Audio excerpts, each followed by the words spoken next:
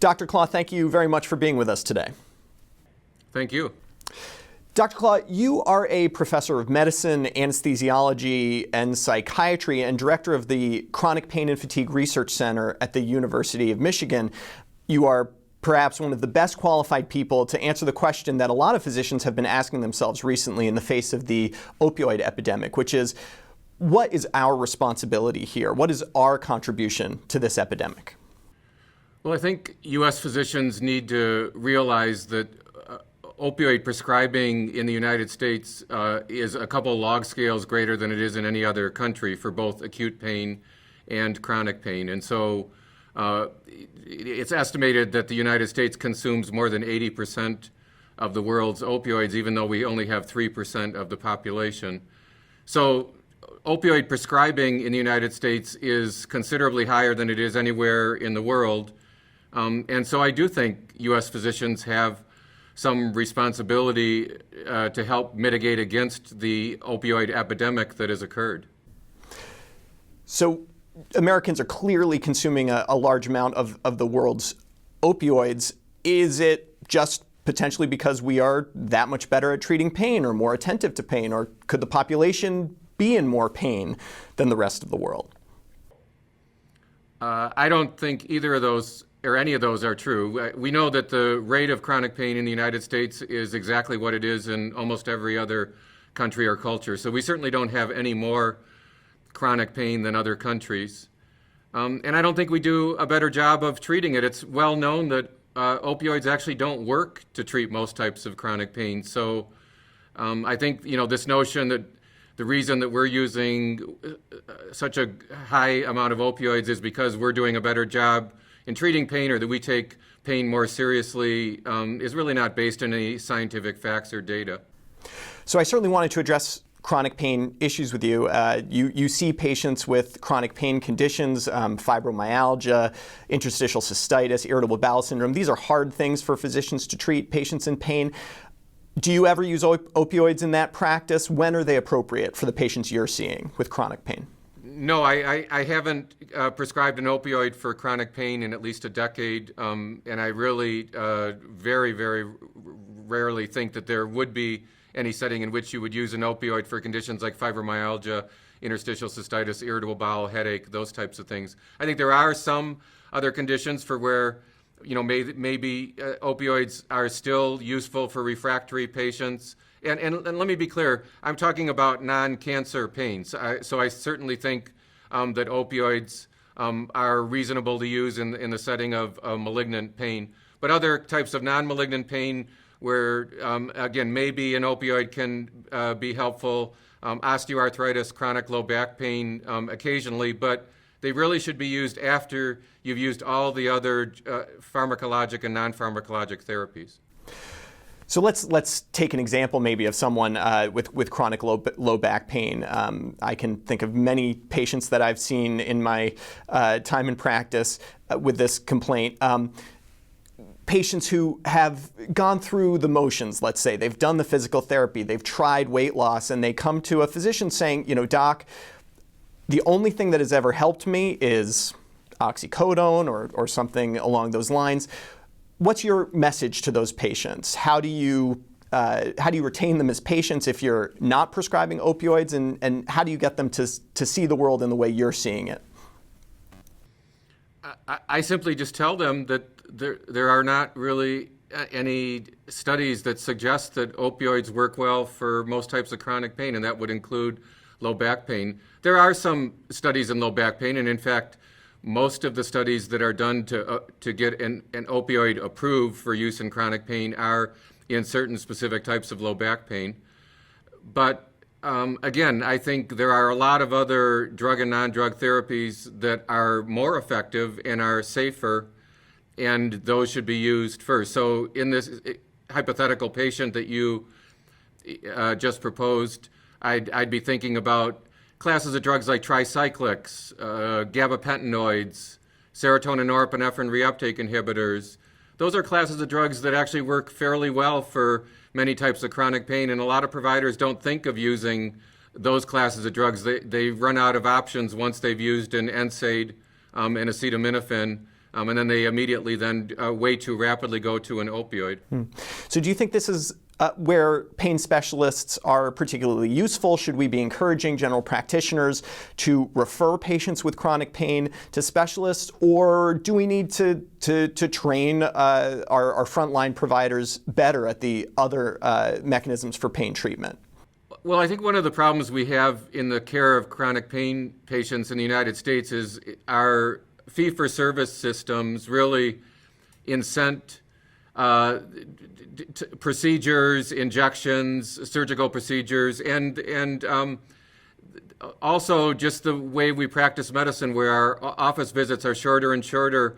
It's often simpler to write a prescription for an opioid than to do some of the other things that I'm talking about. So I think, again, physicians have a role in this, but third-party payers need to reimburse for a much wider array of treatments that work in chronic pain. Complementary and alternative therapies are really getting a lot greater evidence base. Those should be reimbursed better than they are. And some of the other non-pharmacologic therapies, cognitive behavioral interventions, can be incredibly effective. And they, again, are often not reimbursed by third-party payers. So I completely understand the conundrum that a lot of physicians have, is that they feel as though they're charged with managing pain in patients, but they don't really have many things in their toolbox. But that doesn't mean that they should be prescribing an opioid. I think, again, both because of the risk to the individual patient that you're prescribing that drug to, as well as the societal risk, I really think that the evidence and data is pretty overwhelming that we're way overprescribing for both acute and chronic pain, and we have to, as individual physicians, as parts of practices or organizations, develop better ways of managing both acute and chronic pain along the lines of what other countries are doing. Other countries are managing both acute and chronic pain without these really high doses of opioids or these large amounts of opioids. And there's no evidence at all that their patients are somehow getting substandard care compared to our patients. In fact, we're killing a lot of our patients that they're not killing. So let's talk about addiction, which is something that is on all of our minds. I spoke with the former, now CDC Director Tom Frieden about the opioid epidemic, and he stated that a single dose of an opioid can be addicting for life. From a neurobiologic standpoint, is that the narrowness of the therapeutic window we are looking at? If we treat 100 patients with opioids, are we condemning some of them to a lifetime of addiction? I just want to tackle that first statement or that first sentence. It is true that if you give an individual an opioid and they're exposed to that opioid for the first time and they like it, the term likability is, the one we use, then they are more likely to subsequently become addicted. So a single dose could theoretically start someone down the path of addiction. But giving someone a couple hydrocodone for a dental procedure, or 6 or 8 hydrocodone after a minor surgical procedure is not really what most of us are concerned about. It's these very large prescriptions for opioids that are given after a lot of surgical procedures, after dental visits, things like that. And they're far larger than they need to be for that individual person. And then they end up sitting in someone's medicine cabinet and they get diverted. But more than half of the individuals in the United States right now that are addicted to heroin got their first opioid from a friend or a family member, not even prescribed to them. So it's the accessibility of opioids, these opioids sitting in medicine cabinets from large prescriptions for acute pain, that you think might be contributing to the overall availability for people that are potentially susceptible to get hooked. Exactly. This is one of the changing faces of the opioid epidemic, is that it has really changed in that a lot of physicians have gotten the message that opioids should rarely be used to treat chronic pain, but we still have these massive amounts of opioids that are being used by dentists, by surgeons, by emergency room doctors, that just really need to modify their practice patterns in light of the current public health problem, as well as the evidence that there are usually better options for that individual patient that they're treating. Sure. If I'm seeing a patient who is already on high doses of opioids, this can be a difficult situation. I want to keep their pain under control. They've received opioids from another physician. Perhaps they've moved to the area or aren't seeing that physician for another reason. Do you advise that we actively try to wean people from opioids, or should a pain specialist manage this type of patient? What's our strategy for the large number of people who are regularly taking relatively high doses of prescription opioids? That's a really good question. There's a lot of work being done in different strategies. And I really do think we need a two-pronged approach to the current epidemic. One approach that we've talked about so far is to really reduce opioid prescribing for both acute and chronic pain, so there's just not so many opioids around that can be diverted. But for the individuals that are already taking an opioid for chronic pain, I think many of those individuals are just unaware of the data suggesting that on average, if you take an individual that has chronic pain on an opioid and very slowly, very gradually taper their opioid, what usually happens is their pain neither gets worse nor gets better. A lot of the patient's pain will actually get better when they taper an opioid because they have some element of opioid-induced hyperalgesia in the background that wasn't recognized. But the first thing to explain to your patient when you begin to have these types of conversations is that it's actually unusual for someone's pain to get much worse if they're slowly, gradually tapered off an opioid. And even if their pain gets worse, what that patient will almost always tell you is they feel so much better when they come off their opioid. They didn't really understand the extent to which the opioid had changed their personality, had affected their cognition, it was causing sexual dysfunction and all sorts of other sort of off-target effects that until the person tapers or comes off the opioid, they don't even really know all the problems that opioid was associated with, even in them. It seems like the therapeutic relationship between the doctor and patient is really key here. There's a lot of education that needs to be passed, and I would imagine a fair amount of trust between the patient and the doctor to start weaning back in this situation. Absolutely, and I think that the starting point also always has to be an empathetic physician that acknowledges that the patient is in pain, and that in the context of this opioid taper, if this is what we're talking about, that the physician is not doing this and going to leave that patient hanging in severe, unrelenting pain, but that usually with a slow, gradual taper, there's no worsening of pain, or there's actually a slight improvement in pain. I think some strategies that physicians can employ to make this transition a little bit better is try to make the patient decide they want to taper the opioids rather than being this powerful doctor that says, I'm going to take the opioid away from you.